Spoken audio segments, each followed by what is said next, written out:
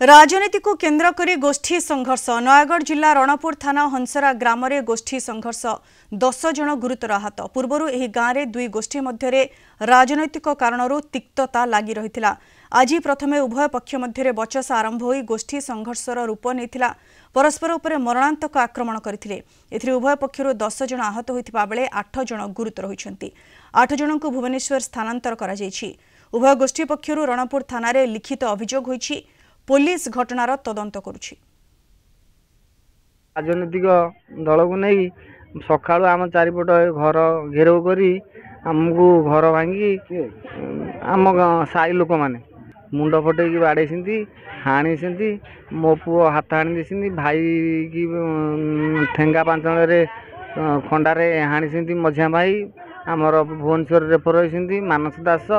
आ जानकी बल्लभ दास घटना सकाल 5टा किए फुल तोलिया जाऊँगी 2-4 जन अच्छा सागे सागे से आटाक कर कटोरी और ठेंगारे आटाक कले